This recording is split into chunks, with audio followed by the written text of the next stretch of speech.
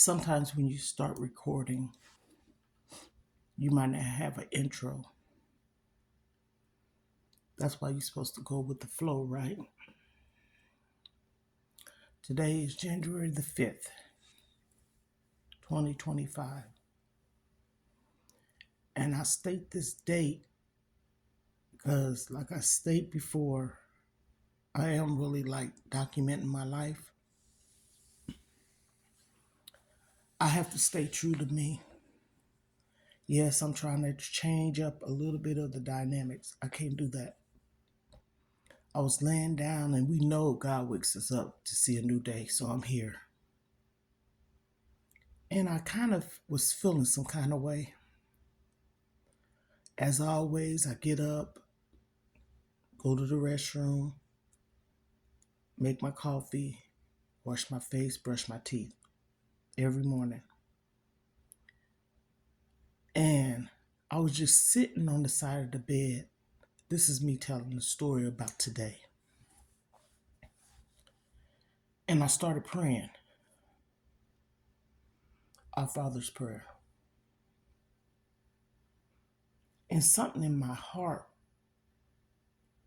was worry. And I said, God, I don't want to do this. And what I was saying, I don't want to cry. But me saying I don't want to cry, the tears came down my eyes. Okay, January is a tough month for me, but I don't even think it's that. What I think is going on with me is my spiritual journey, in a sense, I guess. Maybe that's it. Lifestyle changes. That's why I say you gotta be true to yourself. What works for everyone else is not for you. And I'm gonna continue to do what I need to do. I'm tired of suffering alone. I'm tired of being alone. And when I say being alone, I mean like every day of my life, I'm not around anyone. That's why I stay prayed up. I'm a believer. Yes, I pray. Yes, I believe. Yes, I trust. Yes, yes, yes, I do. But God said, child, God don't want you to be alone. Why did he make Eve for Adam? A lot of times people say, oh, don't worry about it. Don't worry about yourself being alone. You're not alone. God's with you. Yes, he is, and I know he is. But I believe God don't want me to be like this either. God knows I'm a faithful, dedicated, I'm a good child. I do what I need to do. I'm not that type of person that is keeping up with the Joneses or try to fit in. But sometimes I guess you do want to fit in. You want to belong to something or someone. I hate my kid's father is not here. And despite how I was treated as a child, I hate my mom's not here. My mom, when I was a child, I was abused. Let's say it like that. And when I became an adult, she wasn't that same person as she was when I was a kid. Sometimes you still have that inner child in you. And people say, leave your past in your past. I don't live in my past, but I believe sometimes my past comes up because I know I'm a good person. I know I was a good child. I wasn't rebellion. And there's good kids out here in this world. There's people out here in this world that are really good. I'm making this video from my heart. I just said to myself before I picked up the phone and pushed the record button, I'm sad, I'm lonely, I'm alone, maybe I'm vulnerable to a degree. I'm nobody's fool. I listen, speak, talk to people kindly. God, I speak to him, I talk to him. But I said this year I can't do it no more. I can't do it no more. I don't want to do it no more. I have to move. And the hard thing about it is, I'm going to do it alone. I'm going to have to do this by myself, and it's so much. People got to really understand. Don't nobody understand. People can give you, well, why you do this? I don't have a car, okay? I don't have a vehicle. I know how to drive. I have my license. I have sisters here. One of them had two vehicles. And what was it, about maybe 3 weeks ago now,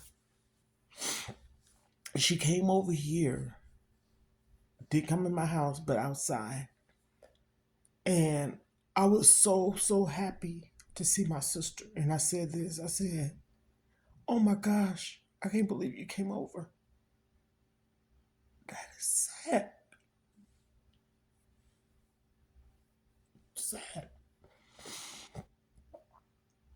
I calls them. If me and my baby sister, if we talk, and I get it, she's been through a lot. Her oldest daughter, her grandbabies, was killed in 2004, and then my mom passed away 2014. I said 2004, I meant to say 2014. January 2014, I lost my mom 10 days before my birthday, and we buried her the day after my birthday. My birthday is January 30th. We laid her to rest the 31st, my mom. And her brother passed away the same day we laid my mom to rest.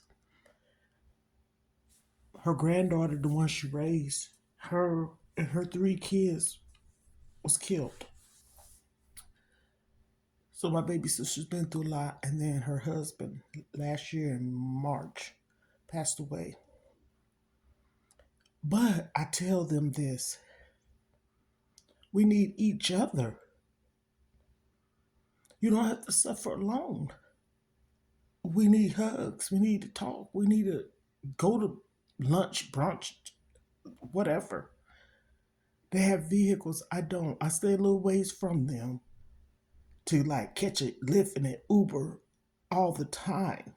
I catch it periodically to get my groceries and household items, and maybe take myself to Chili's or something like that. But I just don't understand. And maybe I never will. Sometimes people say, oh, I'm the black sheep of the family. That could be God's way of protecting you. Sometimes, the person that's alone. Sometimes we have to take stuff and reverse it. We think we're a black sheep of the family because don't nobody like us, but it could be God protecting us. I don't care about crying.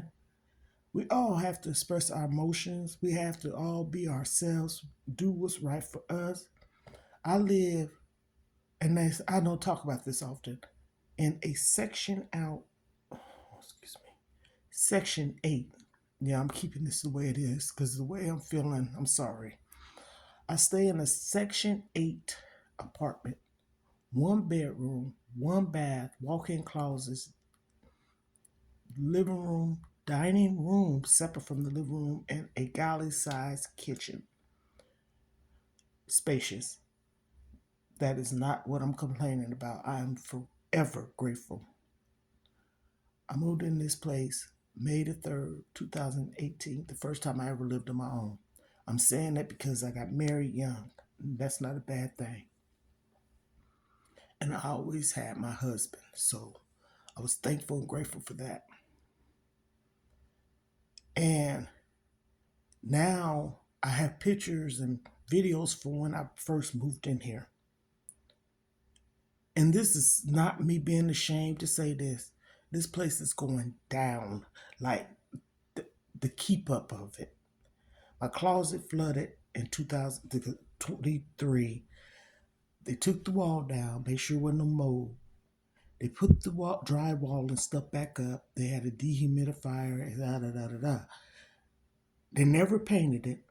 The closet, I took up all the stuff on the closet, so it's like concrete. They never put the carpet back down. I'm starting to see roaches. I seen a mouse the other day, and the hallway is just filthy. In the laundry room, the trash can be overflowing with trash. And then the stairs, people have animals. Now, don't get me wrong, I'm an animal lover. But I'm trying to say carpet is on the stairs. So when you got dogs, you see all that hair.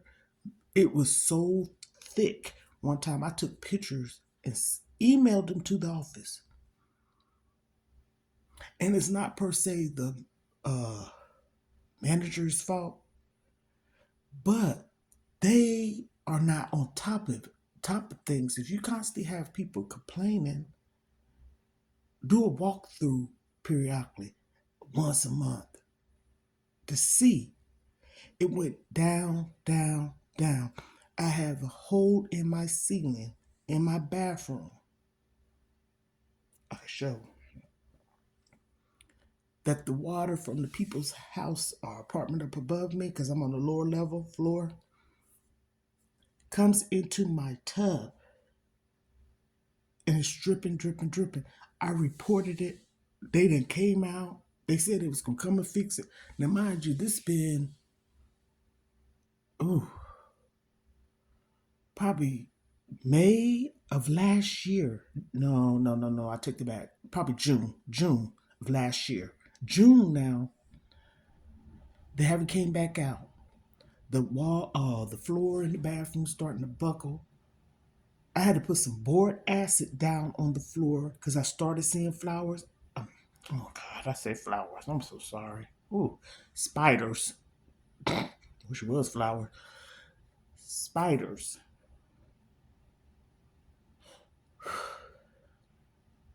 And it's making me feel like I need to get out of here because I don't like living like this. Um, Department in the inside, nice. I'm talking about mines, but the upkeep is not good around here. They keep having different people work the office area, and the people that's supposed to clean the halls don't clean. I don't know what's going on with that. They have people spraying, which that's a good thing, at the buildings, but when they come to spray your apartment, guess where they spray at? Probably two places, the kitchen and the bathroom, nowhere else. You have to literally tell them, could you go in my bathroom? Could you go in my living room? Can you go in my closet and spray? Could you spray over there by the sliding door? I'm going to do a video, everything I'm saying. And this is really the lowest I feel like I've ever lived in a place, that is. I never had a place that had roaches, mice. If I did have a mice, it might have been coming from somebody, but I never had that problem. It's starting to be a problem. So that's another reason why I need to move. I want to move. I miss my daughter, my youngest one. She's so helpful. And she used to stay in the same apartment complex as me. And she moved for school reasons for her kids and personal reasons for her children back to her husband's hometown. I'm glad she moved because her kids needed that help. Yeah, it's best interest of the children. And I'm for that because the field, childcare, foster mom, daycare, license, all that I have been, and also a certified nurse's assistant. I work with terminally ill patients. I don't work with disabled, autistic, all the things. That's why I say I know a lot. But I am 58 years old. My birthday's January 30th. I'll be Louisville 59. I can't keep living like this. It's going to come a point in time, I'm going to need someone. At the moment, I still need someone for mental. I do.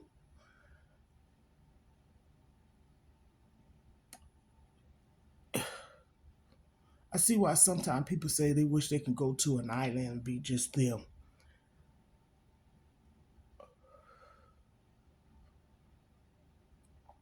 And I'm pausing on this. I'm not lost for words by far.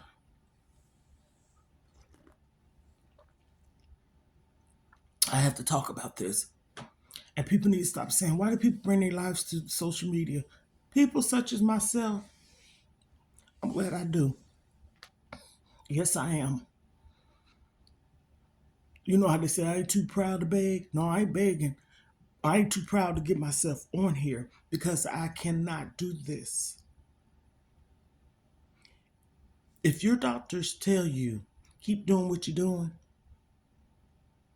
because they know a little bit about your health, my mental health be all over the place because of other people and me being by myself and no support. My physical health, I'm on a weight loss journey, but far as like a condition, I only have Graves' disease and weight loss journey. That's the only thing. But sometimes worrying and stress can cause other things. I'm a healthy person in a sense. I would say I am. I was diagnosed with Graves' disease in 1994, but I take medicine every day and get my blood work checked. Whoever know about it, they can tell you about that. My hair falls out, and I done had radiation twice, and I just know how it is to be alone and be sick. I was in intensive care in 1994, and I didn't have no one. No one. I lived in Florida. My family didn't. Until I got out the hospital, my husband's youngest sister and his brother's wife, they came to be with me to take me to Daytona. I used to live in Bradenton, Florida, and they helped me.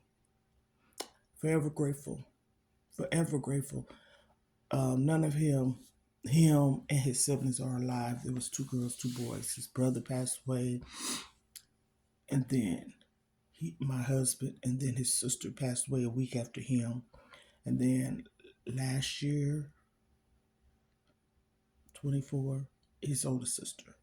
And they loved me. They loved me. I can hear her now. You ain't got nobody. Come up here with me, baby. Yes, I have beautiful in-laws. And like right now, I can set this camera up in my house and have it rolling. But I have something that's proof to it. I hope people can read between the lines. Every day it's this way. Every day. I calls my sisters, see how they doing. Call my dad. My dad, I just found my dad's 81. I thought he was 80. He just turned 81. That's a blessing. I was so happy when I found that out to know for sure because I knew he was. I didn't know for sure because my dad's birthday is kind of funny because of his birth certificate. And I remember him telling me the years. So I thought he was 80, but actually he's 81. And I told him, I said, oh my goodness. And I told my youngest daughter, I said, my dad's 81. I don't want to stress him with nothing. I talks to my dad. And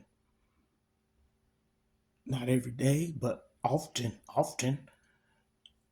There ain't no months and months to go by. No, I can do that anyhow because that's not no good way. I tell him I love him. Thank you for talking to me. I called him the other day and I've been talking to him often. And I just don't, I'm not going to worry my dad But he asked me about my son. Y'all, that's another story in itself. That's another story in itself. I'm a warrior, and that's something I'm working on. I've been somewhat doing pretty good with that, but I just had to get on here and speak and talk about myself and things I'm going through, and I'm gonna stay true to myself. I'm gonna stick beside it. I am. No matter what somebody is saying on these platforms, YouTube is on easy mode, YouTube is this, YouTube is that. That's for them. And some people, it might be easier than others. Everybody know what we on these social media platforms for. And that's to get monetized. Content creators, social media influencers. That's what it's about. And I'm working hard because I need a vehicle. I'm working hard because I want a house. I'm working hard because this is not where I want to be. And in order to move, you need money. I bust my behind off. I don't just be in front of this camera, video recording things like this. I work and have other income. I'm a veteran's wife, widow veteran's wife. So I get survivors benefits. I said it because, hey, people know about the military. Don't nobody know how much I get. And not only that, for 6 years, I was I was my own entrepreneur. I had a business for 6 years. 6 years. So it's not like I'm waiting on a government to take care of me, the state, whatever, the army, whatever is to take care of me. I do other things. You record now, but just as soon as I get off this recording, there's work to be done. Or before I get on here, however, whatever time I decide to record, I'm working and I'm trying. And the reason why I don't have a vehicle is because I'm taking care of people.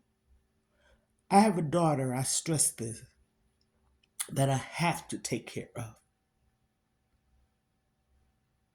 And I done said this so many times. Something happened to my child. And I could talk about that story one day too. I haven't really put it out there word for word, but yes, this is so true. I have to deal with that. And that took me on an emotional ride. Not a roller coaster, a ride. A roller coaster is doom, doom. No, I was on this road, like just going straight with this problem of my own, on my own. Her siblings knew some, but they didn't know everything. So